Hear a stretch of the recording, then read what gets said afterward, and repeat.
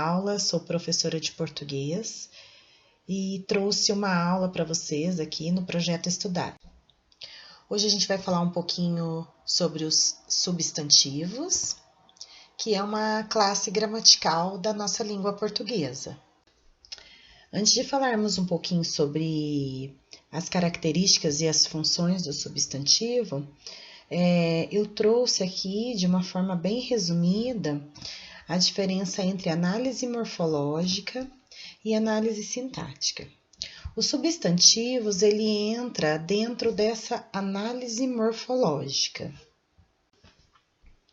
Então, a análise sintática, ela é a parte da gramática que estuda a função que as palavras desempenham dentro da oração, tá? Então, vai depender de um contexto, de como ela está sendo empregada, tá? Então, as palavras, elas são analisadas, né? A sua função é analisada dentro da oração. Ela vai variar conforme o contexto. O que significa isso? Uma mesma palavra, ora ela pode ser um núcleo do sujeito, ora ela pode ser um objeto, tá? Então, ela vai variar, não tem uma regra. Isso vai depender de como ela está sendo empregada dentro da frase, do seu contexto, tá? E ela mantém relação com outras palavras, tá? O sujeito, né, eu tenho mais de uma palavra, o predicado eu tenho outras palavras, então ela depende dessa relação para ser classificada. Já a análise morfológica é a parte da gramática que estuda o significado das palavras, de acordo com a sua classe gramatical. Então, a língua portuguesa, ela é dividida em classes gramaticais e essas palavras são classificadas, tá? De acordo com a classe que ela pertence, tá? Então, elas são analisadas isoladamente. Quando eu vou fazer uma análise morfológica de uma frase, eu pego cada palavra e vou classificando ela de acordo com essa classe gramatical, tá? Via de regra, sua classificação não varia, tá? Por exemplo, casa é substantivo em qualquer frase, numa análise morfológica, tá? Mas tem algumas situações que ela vai variar, que é, por exemplo, o ele pode tanto ser um numeral quanto pode ser um artigo. O a, ele pode ser tanto um artigo quanto uma preposição, tá? Dentro da análise morfológica, como eu já coloquei, as palavras são classificadas, né? Elas são colocadas em classe e nós temos 10 classes, tá? São os substantivos, os adjetivos, os verbos, artigos, pronomes, advérbios, numerais, interjeições, preposições e conjunções. Para ilustrar essa diferença da análise morfológica para a análise sintática, eu trouxe aqui uma frase, tá? Utilizamos a luz sem desperdício. E na parte de cima foi realizada a análise morfológica e na parte de baixo a análise sintática. Vocês podem ver aqui que na análise morfológica as palavras foram classificadas isoladamente. E na parte de baixo, as palavras elas se relacionam, tá? Então, vamos ver aqui, ó. Utilizamos, é o verbo da primeira pessoa do plural no presente do indicativo, voz ativa, tá? O a aqui, o artigo definido, luz, substantivo, sem, preposição e desperdício, substantivo abstrato. A única palavra que poderia variar que ela dependeria aqui do contexto, seria o a aqui, né? Que ela pode ser tanto um artigo definido como uma preposição. Logo abaixo eu tenho análise sintática, tá? Aqui, primeiramente, a gente separa o sujeito do predicado. Nesse caso, nós temos um sujeito oculto, né? Ele não aparece, que é o nós, e já iniciamos aqui com o predicado, tá? Então, o predicado ficou: utilizamos a luz sem desperdício. E, né, primeiramente eu tenho aqui o utilizamos, que é um verbo transitivo direto, tá? Depois eu tenho o objeto direto, que é a luz, e depois o adjunto adverbial sem desperdício. Agora que a gente já consegue diferenciar, né, a análise sintática da análise morfológica, eu trouxe uma das 10 classes, né, da análise morfológica, que são substantivos. E o que seriam esses substantivos? São termos responsáveis por nomear. Então, o substantivo, ele vai nomear, né, tudo da nossa língua portuguesa, tá? Seres, substâncias, ações, processos, fenômenos, sentimentos, lugares e objetos. Os substantivos, né, essa classe de palavras da nossa língua, ela tem algumas características, tá?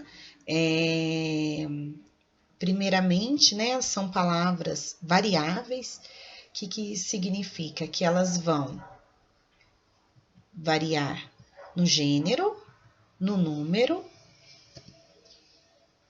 e no grau.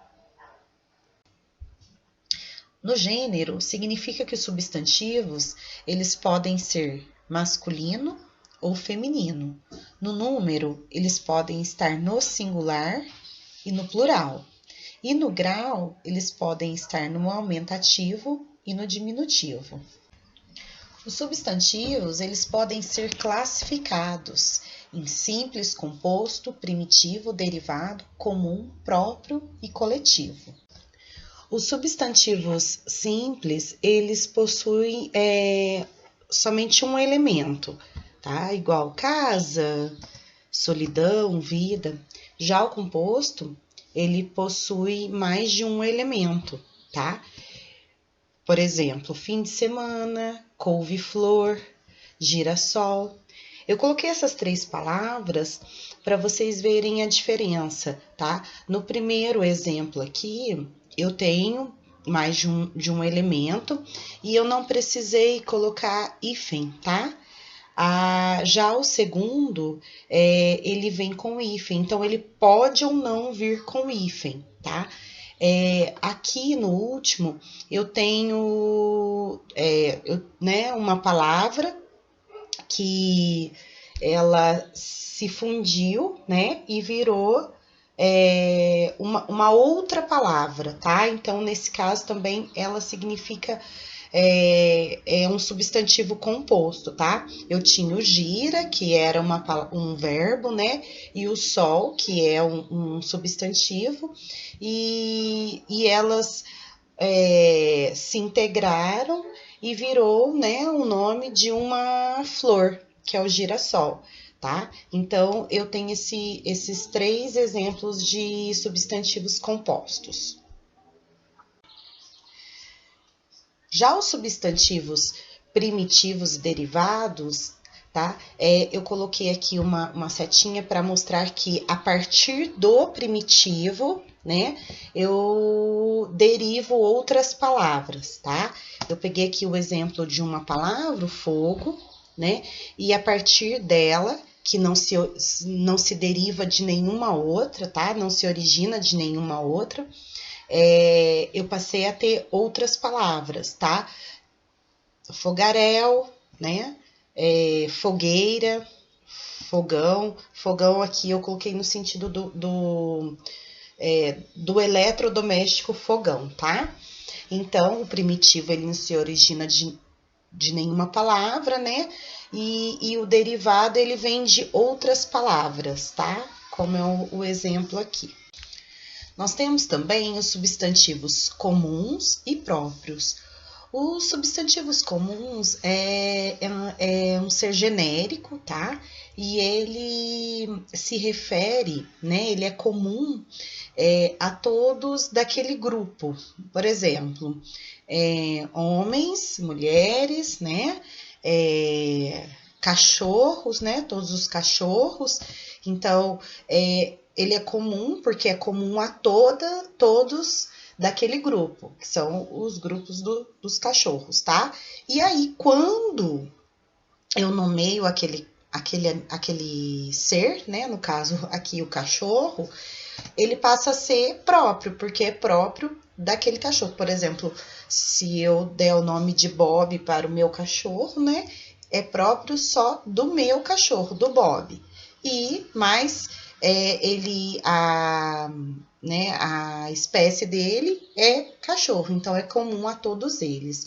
Por exemplo, aqui, ó, professora, né? É comum a todos os professores, né? Dessa profissão, né? Que escolheram essa profissão.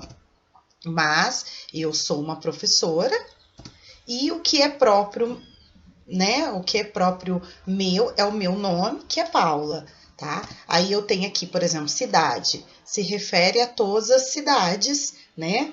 Do mundo. Mas eu tenho, então cidade seria o comum dela, de todas. E o próprio seria o nome específico daquela cidade, no caso aqui, né? Poços de Caldas. Temos também os substantivos concretos e abstratos, tá?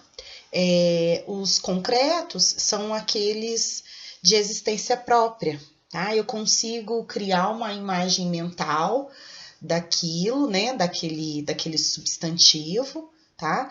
É lógico que cada um faz a sua imagem. Por exemplo, quando eu falo para vocês flor, na hora vem, né, a imagem na nossa mente de uma flor, né? Cada um imagina um tipo de flor, mas eu consigo imaginar, tá? Basta eu falar flor. E então são esses que são substantivos concretos, tá? Então eu tenho aqui, por exemplo, um pudim, uma flor, né? Uma casa, tá? E eu tenho também os abstratos.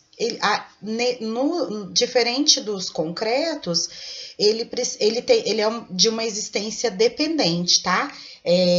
Por exemplo, lá no início da aula, eu falei para vocês, né, sobre os tipos de substantivos. Então, eu tinha objetos, seres, e eu tenho também os sentimentos, os processos, né, as ações, que são substantivos que eu não consigo imaginar. Eu dependo de um outro, de uma outra coisa para poder criar a imagem mental. Por exemplo, amor, né? Amor é um substantivo, mas eu tenho que... alguém tem que sentir, né? Quando eu falo em amor, eu posso pensar num namorado, né? Na minha mãe. Então, eu preciso... ele é substantivo, mas eu não consigo vê-lo. Eu preciso de um outro ser, tá? Para que eu possa fazer essa imagem mental, tá? Aqui eu tenho o exemplo da solidão, né? O que eu posso? Eu posso imaginar um momento de solidão, ou uma pessoa que sente essa solidão, tá? Mas ele é um substantivo. Amor, né? Como eu já tinha falado, frio, né? Então, quando eu falo a palavra frio, eu imagino um lugar frio, um momento que eu senti frio, tá? Mas é um substantivo abstrato. Esse aí é um substantivo abstrato, tá? E, por fim, eu tenho substantivos, que são os coletivos, né? Que são palavras para designar um conjunto de uma mesma coisa, de um mesmo ser, tá? Aqui eu trouxe uma tabela aqui só para exemplificar os mais usados, né? Olha lá, abecedário, o alfabeto. Acho que ninguém usa mais abecedário, né? Mas alfabeto, né? Que são os conjuntos de letras. Aí eu tenho acervo para representar quadros, alameda, árvores e por aí vai, né? Por exemplo, cacho, frutas, cardume, peixes. Alguns a gente usa mais, né? É bom a gente ter conhecimento desses coletivos, até para que a gente possa aumentar o nosso vocabulário, conseguir entender quando alguém se referir a isso, né? Ter entendimento. Então, eu posso usar isso nas minhas produções, na minha fala e conseguir entender também o que significa. Então, é bom a gente ter isso muito claro, né? Às vezes a gente. São muitos, então nem sempre a gente consegue, mas os mais usados é bom a gente saber, tá? Eu trago aqui também algumas sugestões que podem ajudar vocês a identificar o que é um substantivo dentro de uma frase, né? Dentro da língua portuguesa. Uma seria vocês tentarem imaginar. Quando a gente consegue criar essa imagem mental da palavra, provavelmente é um substantivo. O que a gente tem que tomar cuidado é que também existem os substantivos abstratos, né, que depende de outras coisas para que ele faça sentido.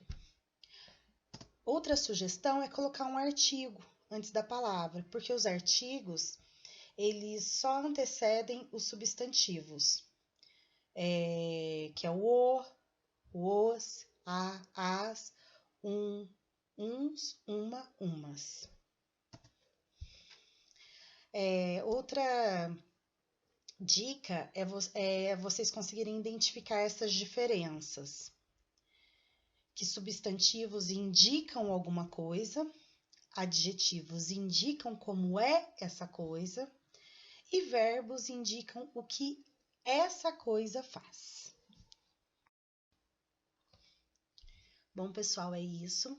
Espero ter ajudado nessa aula. É muito importante a gente ter claro essa classificação morfológica das palavras, essa análise sintática também, pois dessa forma nós conseguimos empregar corretamente dentro da linguagem oral e escrita. Tá? Muito obrigada e até a próxima.